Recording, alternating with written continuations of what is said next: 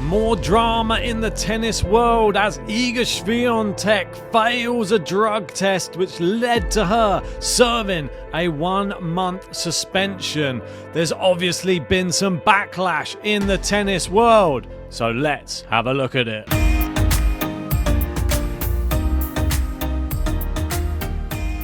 So before we go anywhere, make sure to hit a like and subscribe. Let's get stuck into it. And Iga Swiatek testing positive for tremetazidine and suspended for a month. And the ITIA ruled no significant fault or negligence in this case. So let's go through some of the facts that occurred here. And the ITIA statement read that the ITIA accepted that the positive test was caused by the contamination of a regulated non-prescription medication, melatonin, manufactured and sold in Poland, that the player had been taking for jet lag and sleep issues, and that the violation was therefore not intentional. This is when the suspension ran from.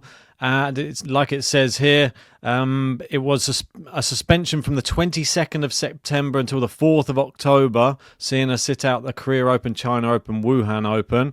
And the suspension was not made public. This is something which I know there's going to be a lot of controversy online. We had the Jannik Sinner one. There was no public announcement of that one either. So, I mean, let me know in the comments section what you make of that. With the tournaments missed attributed to personal matters and a change of coach before she returned to the WTA finals and Billie Jean King Cup finals in November. She must serve an additional 8 days to December the 4th to make up the month, while she also forfeits her prize money from Cincinnati, where she reached the semi-finals.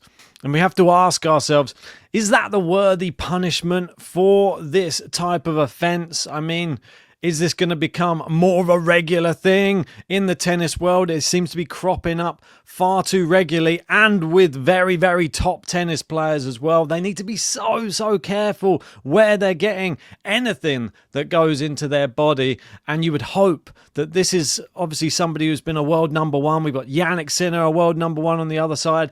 Come on, everybody, you need to tighten up the defences, tighten up your team, tighten up everything to make sure that you're only consuming things that don't have anything like laced in it. I mean, it could have, well, potentially happened to anybody, but if all the other teams are being a lot better at watching what comes in and out, then maybe that's why they're not having these problems. I know there's going to be other people saying it's not due to some contamination, or it's not due to this, it's not due to that, but we don't really know. So we can't really speculate. There's going to be a lot of speculation, obviously, about how it got in the system, but that's not really for us to debate.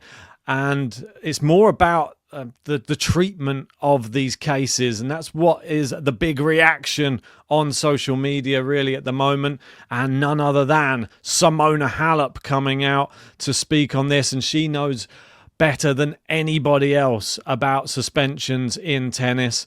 And this is what she had to say. I'm sitting and trying to understand, but it's really impossible for me to understand something like this. I stand and ask myself, why is there such a big difference in the treatment and judgment? I can't find, and I don't think there can be a logical answer. It can only be bad will from ITIA, the organisation that has done absolutely everything to destroy me despite the evidence. And you can understand why she is just seething right now after seeing yet another case of a top tennis player sort of by-stepping suspension. I mean, it's suspension, but it's not. It's a bit of a slap on the wrist, really, isn't it? And it's not really in a time of the season where she's really been affected by anything. It doesn't really put a dent in Iga's career that much. Lost a little bit of money, a few weeks off the tour. And the Jannik Sinner one as well, she's probably just as angry about that. And the treatment, obviously this one hits home a bit more because it's on the women's side. We've got the full statement here. She says, I always believed in good. I believed in fairness. I believed in goodness. It was painful, is painful, and maybe the injustice that was done to me will always be painful. How is it possible that in identical cases happening around the same time, the ITIA have completely different approaches to my detriment?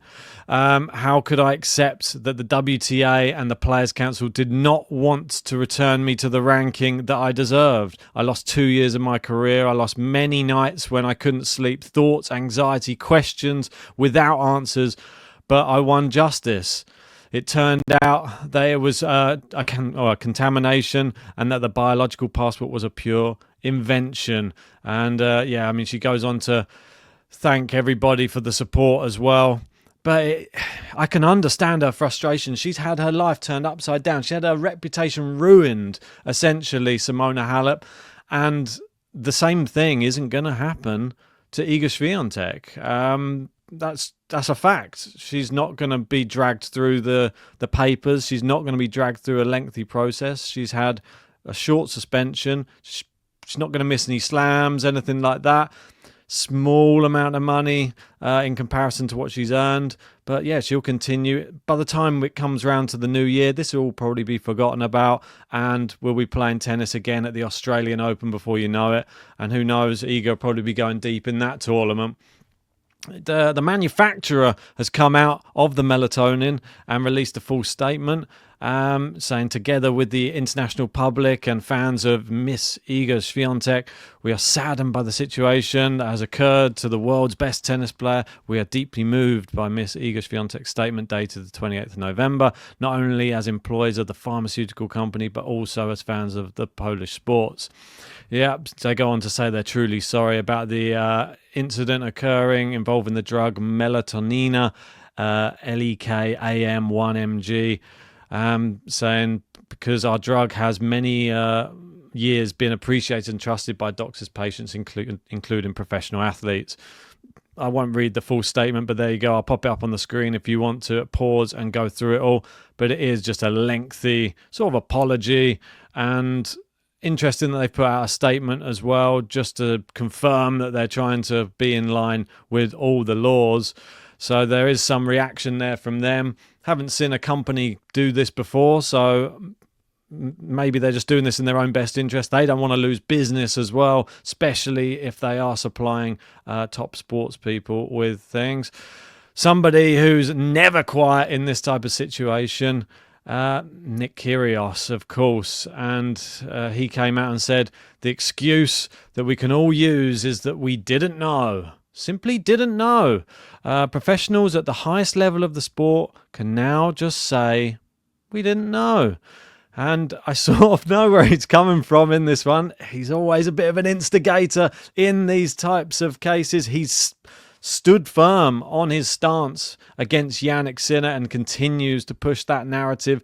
And I think that he's going to be doing the same with anybody who's called out and found guilty and serving suspensions for any failed drug tests. Ultimately, it's up to them what they put in their body, what they consume. It's their team. They're involved with who's in their team.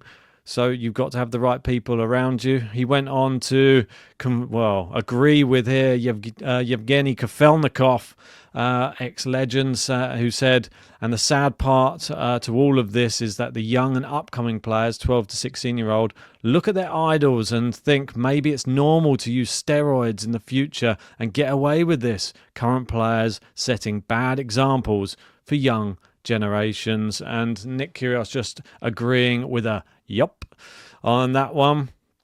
But there's been other sides to the story as well. We'll stick with this side. We've had Simona Halep, also British tennis player Tara Moore. She came out, obviously somebody who's had her own problems with suspensions. She said, I took 19 months off as I had to make change to my team too, guys. Let's not forget, mine was also contamination, and 2 other people also tested positive, yet ITIA are appealing my case. Why is no one looking seriously into the corruption of the organisations that govern us? And that's another question. Is it one rule for one, another rule for another? Are there double standards on the tennis tour? That is the big question. Let me know in the comment section. What do you think? Are players receiving special treatment just because of their ranking, just because they are looked upon more favourably as certain players? Or do you think that this is all just case by case, as the ITIA are saying? Well, Taylor Fritz has chimed in, and it's not so much about the actual incident itself. It's more about the reaction that happens on social media. And he's gone into a bit of a long rant, but let's go through it. He said, what drives me crazy about these situations in terms of the going on X is not the actual cases themselves. It's tough to know what exactly happened in all the details and specific instances. So the speculation talk isn't really my favorite thing to do. It's fine to have your own honest opinions, but what I can't fathom and what is so upsetting to see as a player is the insane bias from the tennis public supporting whatever story pushes the agenda that they want to be pushed. If it's a rival player of the player you support that tests positive and you're on the team, let's call them a doper, cheater, disgrace them as much as possible. And if it's your favourite player, then it's about it's innocent, no questions asked. How are you not able to remove your own personal bias and form an educated and honest opinion for yourself, even if the player you can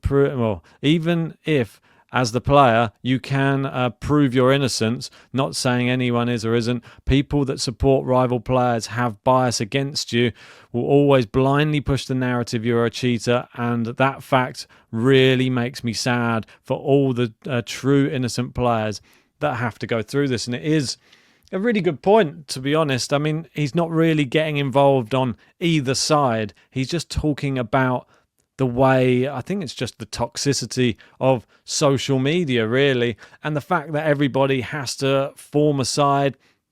I mean, I'd liken it really to supporting a sports team. No matter who you support, let's just say you support a football club or American football team. If that team has a player which has done something bad in the public eye, the fans tend to turn a blind eye to that player, whereas all the other fans from the other teams tend to go at that player and call him a disgrace. But then if the player moves over to their team, then it seems that player's okay now. And this is the exact same thing. It's all about this sort of mob mentality. People have to pick a side. I know we've just had the election in America as well, and it's the same thing there as well. It's like people pick their side, and no matter what the other side are saying, it will always be wrong, and they will always be right. They're always looking through rose-tinted spectacles, and they don't take their personal bias out of it. Yeah, it's a team mentality, mob mentality, but that's the world of social media we live in. So you could always take the other approach and say, if you don't like it, get off social media. So that's just my thoughts. Tell me your thoughts in that comment section below. Do you think there are double standards in tennis right now? Are some players being treated differently to others? And do you think social media is too toxic? Do you think people have these biases? Or do you think it's fine? Do you think you like the fact that people are able to pick a side and fight their cause and stick up for the players that they enjoy watching? I want to know your thoughts, so tell me in the comment section. And if you haven't done so yet, smash a like, subscribe, and we'll catch ya on the next one.